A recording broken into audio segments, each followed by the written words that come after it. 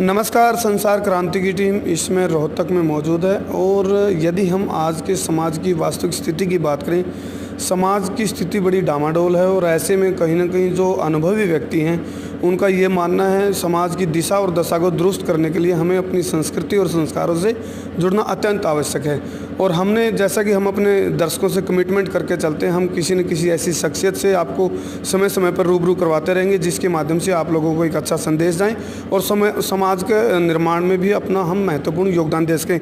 इसी कड़ी में आज हमारे साथ मौजूद हैं पशु प्रेमी और पक्षी प्रेमी सामाजिक चिंतक डॉक्टर ओपी राणा, जो काफ़ी डॉक्टर के प्रोफेशन में अपना सर्जन के तौर पे अपनी सेवाएं दे चुके हैं, सेवानिवृत्त हो चुके हैं। आज वे बतौर एक वानप्रस्थी के रूप में अपना जीवन जी रहे हैं। मैं जीता जागता उदाहरण उनका दिखाऊंगा। ये उनके माता पिता की उन्होंने यहाँ पर समाधि के रूप में एक मैसेज देने के लिए जैसे हमारी उनसे बात हो रही थी तो उन्होंने कहा भी हमें यदि आज जो कुछ हमारे पास है, हमारे माता पिता के संस्कार और उनके दिए हुए जो रीति रिवाज हैं उनको हम फॉलो करते हुए आगे बढ़े हैं तो परमात्मा ने सब कुछ हमें दिया। तो ये चीज़ जी ब्रह्मांड में लाने वाले वो हमारे माता पिता हैं। तो बहुत सबसे बड़ा ऋण माता पिता का होता है भगवान के बाद, यदि हम दूसरी बात करें तो स्वयं हम जानने का प्रयास करेंगे। डॉक्टर साहब, आपका स्वागत है कार्यक्रम में। डॉक्टर साहब, यदि आज समाज की वास्तविक स्थिति की हम बात करें तो बड़ा ही डामाडोल स्थिति है और लोग भाग रहे हैं मतलब भौतिक चकाचौंध में, और आपका जो रहन सहन हम देख रहे हैं, आप हायर एजुकेशन के बावजूद एक डॉक्टर की आपने अच्छी जॉब भी की, सरकारी नौकरी भी रही सर्जन के तौर पे, उसके बावजूद भी आज आप जो अपनी जीवन यापन कर रहे हैं एक आध्यात्मिक और वानप्रस्थ वाला जीवन जी रहे हैं, तो कहाँ से प्रेरणा मिली आपको और समाज की दिशा और दशा को कैसे दुरुस्त किया जा सकता है? ऐसे जी प्रेरणा की बात ये है कि प्रभु कृपा के बगैर कुछ नहीं होता। मतलब जो है प्रभु कृपा की वजह से ही दिमाग आदमी का जो ब्रेन है वो चेंज होता है। एक दो घटनाएं ने मेरे को जो है नहीं इस चीज़ में परिस्थिति में लाया। मतलब जो है, और मैं डॉक्टर होने के नाते डॉक्टर को भगवान का जब रूप दिया जाता है या भगवान का रूप कहते हैं कि जब वो निस्वार्थ सेवा करे।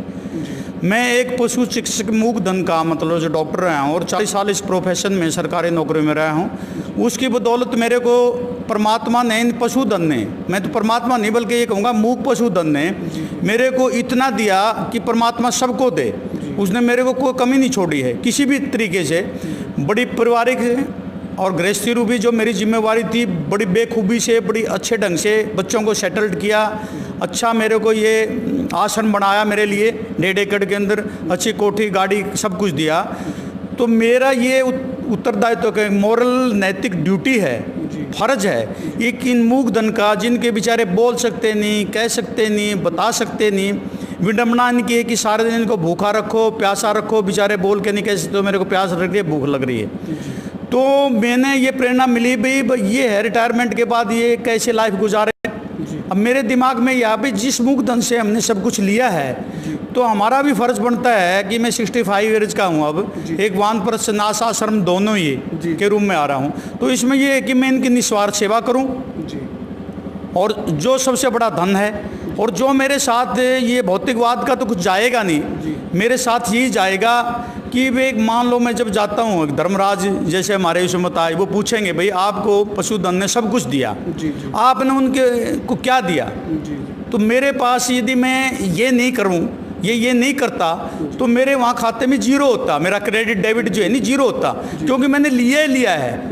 हमारा समाज से ये देखो कि हम अपनी ड्यूटी नहीं समझे, अपने ये राइट ना समझे, हम अपनी ड्यूटी भी समझे। समाज को हम आज के युग में क्या हो रहा है कि हम सब कुछ हड़पने के चक्कर में है, समाज से इतना हड़प लो, ये नहीं सोचते कि हम समाज को कितना दे। यानी अधिकारों की बात हो रही है, कर्तव्य की बात, अधिकार की बात हो रही है, कर्तव्य की नहीं है। डॉक्टर साहब, ये तो रही समाज की बातें। तो युवाओं की आज यदि हम दिशा और दशा को देखें, कहीं ना कहीं मनोवृत्ति उनकी थोड़ी सी चंचलता है और चिड़चिड़ापन है, तो उनकी दिशा और दशा को कैसे दुरुस्त किया जा सकता है और ये भ्रमित होने का कारण क्या लगता है आपको? देखो, इसमें 3 बातें हैं। सबसे पहले तो माँ बाप का है, पेरेंट्स का है कि उनके अंदर संस्कार, क्यों माँ बाप ऐसी होड़ में, पैसे कमाने की होड़ में, भौतिकवाद की होड़ में ऐसे भाग रहे हैं, उनके अपने बच्चों के पास टाइम ही नहीं देने का। वो क्या है, प्री नर्सरी से लेकर छोटे बच्चों को जो खिलाते हैं वो अपने स्कूलों में भेज देते हैं और वो अपनी ड्यूटियों पे चले जाते हैं, जबकि उनको उनको टाइम अपने बच्चों के पास बैठने का 2 घंटे का टाइम ही नहीं होता। आपने जैसे जैसे आप अपनी नौकरी से सेवानिवृत्त हुए, उसके बाद आपने सीताराम बेसहारा पशु शिक्षण संस्थान, पशु पक्षी सेवा संस्थान बनाया।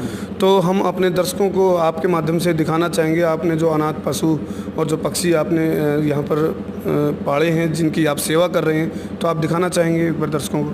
बिल्कुल ऐसे है जी। मेरा मोटो ये है कि कहीं भी लावारिस पशु, न कि निजी पशु, निजी में तो जो रखता है उसका अपना स्वार्थ होता है, और लावारिस में क्या है, जिसको हम गौ माता कहते हैं, माता का नाम देते हैं, आज उसी की सबसे ज़्यादा दुर्दशा है। जितने भी मंदिरों पे है गौ माता की प्रतिमा, कृष्ण जी की प्रतिमा मिलेगी, आध्यात्मिक मार्ग में कथावाचक भी जय हो गौ माता की, हर जगह आपको जय हो गौ माता की।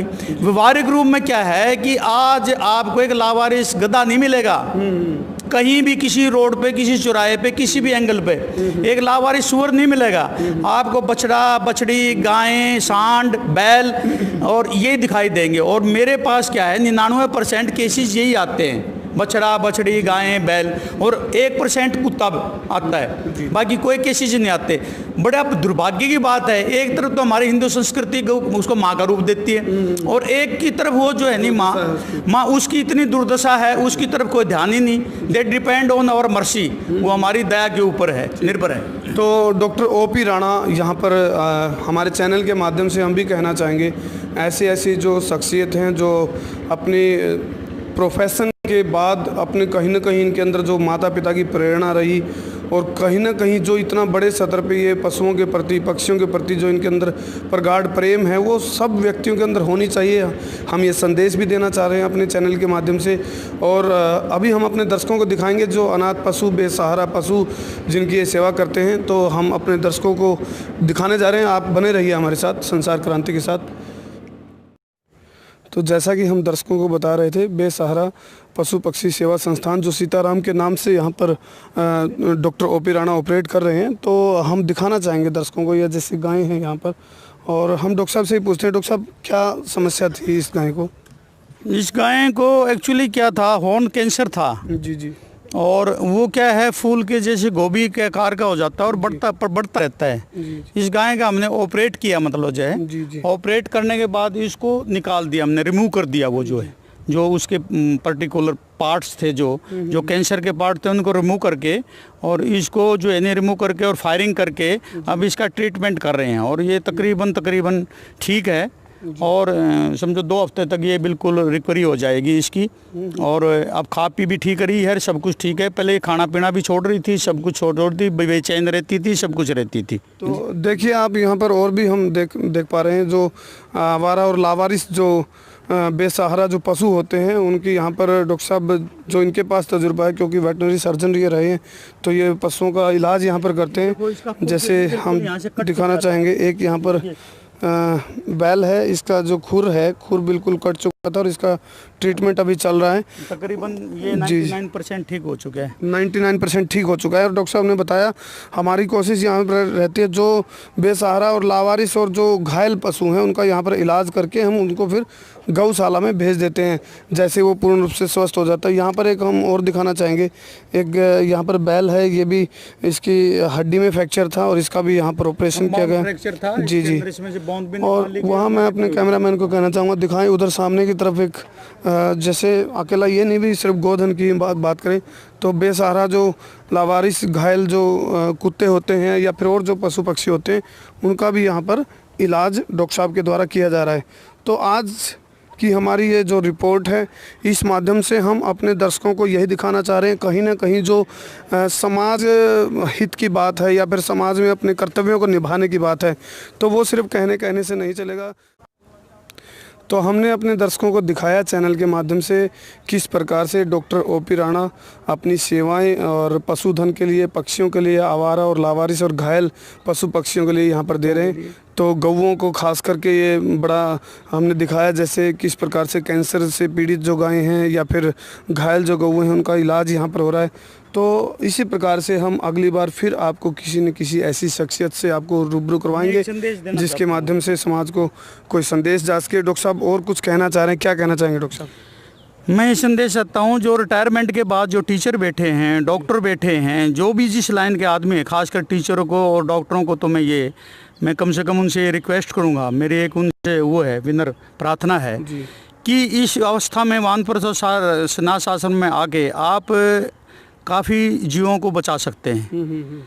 मनुष्य मात्र का डॉक्टर फ्री मुस्लिम गरीब की, निशाई की, बेचारे गरीब मनुष्य की, उनकी क्या नाम है, स्त्री की, पुरुष की निस्वार्थ सेवा भी कर सकता है और अपना टाइम भी बहुत अच्छे ढंग से सदुपयोग कर सकता है।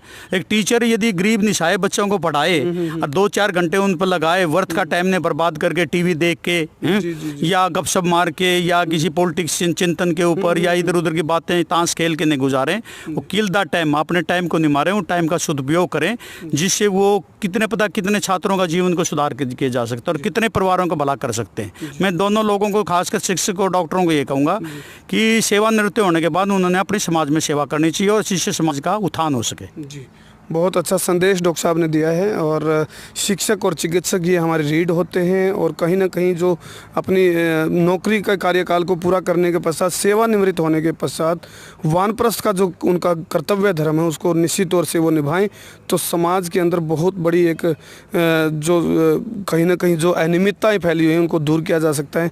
तो तमाम जानकारियों के लिए आप जुड़े रहिएगा संसार क्रांति के साथ। अगली बार फिर किसी हम एक अलग शख्सियत से आपको रूबरू करवाएंगे। रोहतक से संसार क्रांति के लिए करमवीर आर्य।